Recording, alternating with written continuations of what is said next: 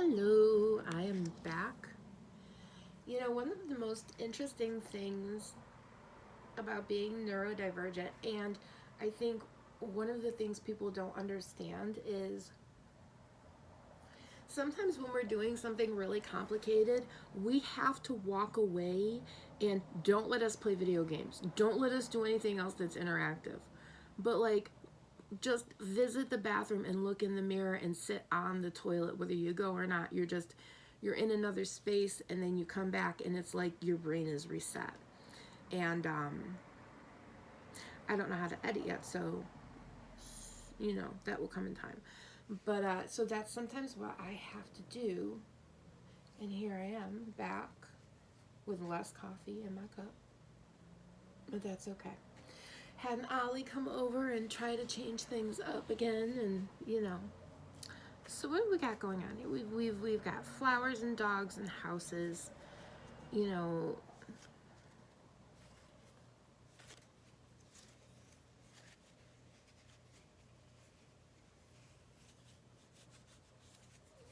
And cats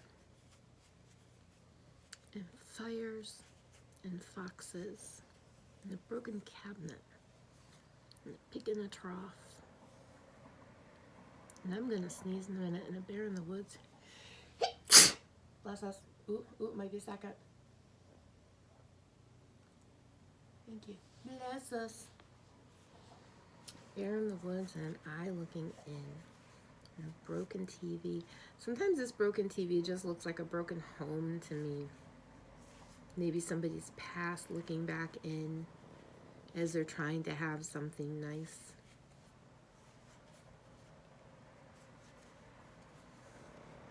And we've got the rose and the railroad tracks and the mountains. But the mountains always look like a house with blood on top of it to me for some reason. And the key and the letters. And then our Joker came out, which signifies the end of the reading. And by that is, now it's time to decipher, decode, and then go from there and maybe bring in a little bit of tarot or some such other thing. I do have that over there. I do have my pendulum.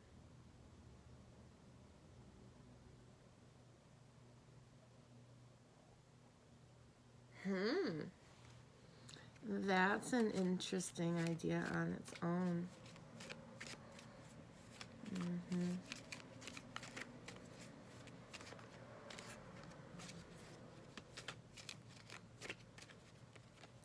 I enjoy my pendulum, but my pendulum also has an attitude. 100% my pendulum has a big attitude. So we are still learning how to soul resonance, if you get my driftaroo.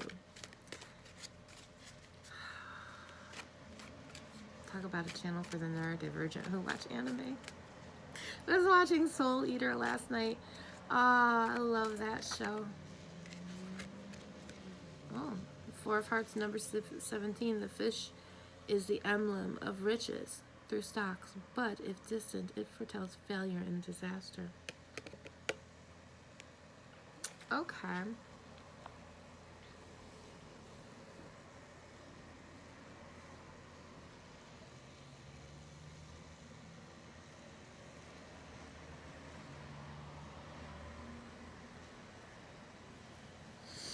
So that is a layer I was seeing earlier too.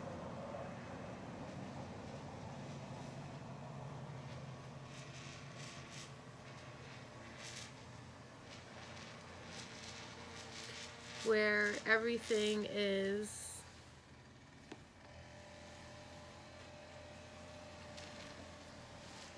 you get married and everything.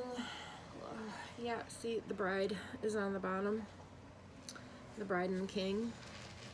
You get married, you get the dog, you get the house in the country, and everything is okay, and then all of a sudden it's like everything goes downhill. It's just this is just one layer. That, like, everything is just going downhill. It just ends in a bloodbath, and by bloodbath I mean it's just everybody hates everybody else, and it's just, it ends in disaster. Another part of that layer that I saw in this at the same time, and it's kind of, when I say layer, it's kind of like if you've seen Steven Universe, Garnet's Future Vision. The way that kind of comes in, it's, you know, I see it kind of like that a little bit, but like a layer over each other. Is you have that, but that discourse in the marriage, in the union, whatever this is being caused by an outside source.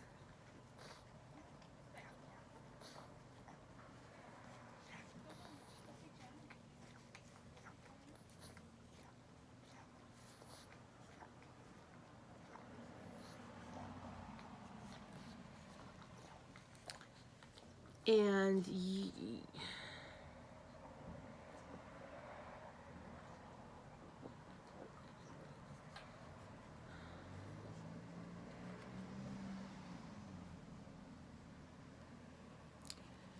there's something about having to prove that this friend is lying. And because a layer I saw was the dog is a friend. The dog, if near, represents a true friend. If distant and surrounded by clouds, beware of unsuspecting enemies. And when this came out, when this card here came out, because this always kind of reminds me of like a bloodbath, a murder scene, something like that, I felt like, yes, this friend is one of the spouses or partners. Because let's face it, when you get your, when two souls decide to live in a home together, it doesn't matter if you have that piece of paper. That's the moment. That is the moment of marriage and union of the soul right there. You don't need the paper. The paper just dictates who gets what when you die. And technically, a will can do the same thing, unless you need to, you know, have insurance, and then the marriage works the same. So, you know, just so you're aware. So it made me feel like one of these partners has a friend who everybody thinks is okay, and then says something and turns, you know, the partners against each other. And this friend, who is actually, you know, supposed to be a true friend, ends up betraying people. And you know, they're faking, and they're two-sided, basically, is what it's coming down to. And they have to, the other spouse has to prove that this friend is actually two-faced to neutralize the damage that's being done. Whoa.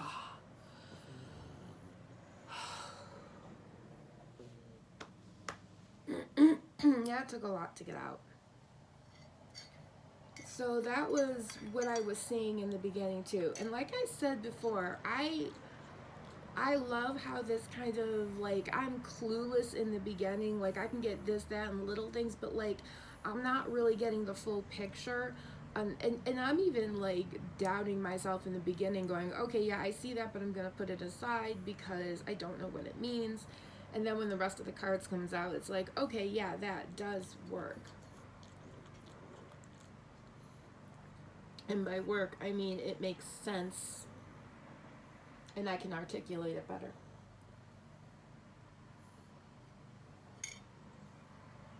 Oof, coffee break.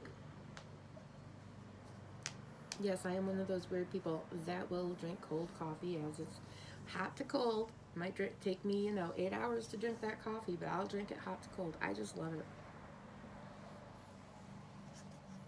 I also really like cold coffee too, and I don't like it with ice. So, but so there is that aspect of this. And there's something about this, this spouse is going to believe them. They're going to believe them. Because maybe there was something suspicious going on, and maybe the other person was like, but it was glossed over enough, but they're going to, the neutralization is going to work. And getting fox in the hen house again. But I feel like this person will always kind of like watch them from afar. And then that made me think of the one about stalking, and I'm like, oh my god, I'm freaking out, because, you know, neurodivergent freakouts.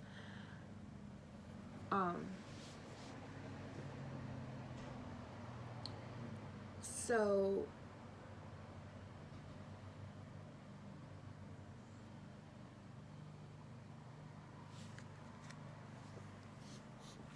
careful. Thank you, sir. Aw. Aw, you good guy. Aw, look at that good guy. Thank you. Thank you. Hi, honey. Hi, love, love. Love, love, love, love, love, love. Yep. Who could it be now? Oh, who could it be now?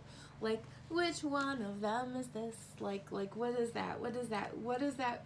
Who could it be now? Okay, you're telling me who could it be now? What is that funness about? And I'm sorry if my kneecap snaps.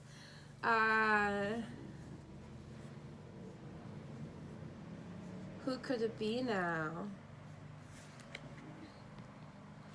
Who could it be now?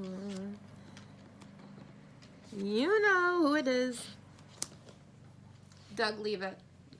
Leave it. Thank you. Thank you. So now I'm just going to go and ram my face into the paper bag that has pillowcases in it that Mom hasn't picked up yet because, like, Mom's neurodivergent. Now, let's also take our body and put it against the lazy boy. God, I love that dog. I can't tell you how much I love him. He's just the bestest little thing in the whole wide world. Oh, gosh, he's just the absolute best. We got a lot of fours in here, too. But who could it be now? Like that song. Oy vey. It's a mess. It's a mess. It's a mess. It's a mess. Who could it be now? What is that mess? This is not the first time this mess of cards has come up in here. Who is this? Like, what is going on with that? Like, Douglas Yancey. And I'm yelling at a deaf dog. I'll stop in a second. Who could it be now? The fox in the hen house. The dogs get the foxes out of the hen house. And the house is right there between the dog and the fox. Hey, like, what are you? Hey, Jesus Christ. Oh my God, this is just... He is like a cat. Hey, no, come here. Come here. No, don't eat the cat. Come here. Okay, go relax. Oh, that was absolutely delightful. Putting that in my memory palace. Kiddo, okay. Calm down here. All right. So yeah, so earlier, oh my God, we even have the upside down fish. What is that? Because, you know, the dog is...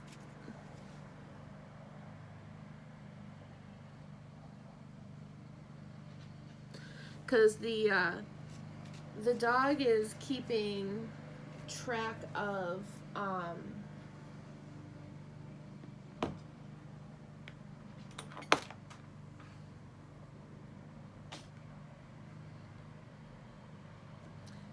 We're gonna pause again.